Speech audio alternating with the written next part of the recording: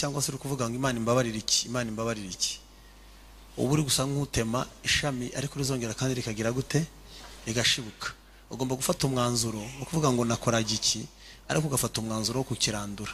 Kukirandura rero no kugira ngo urwanye intege nkeya ziri muri wowe zivemo zigende, kuko intege nkeya niwe mubyeyi, niwe mama w'ibindi byaha byo.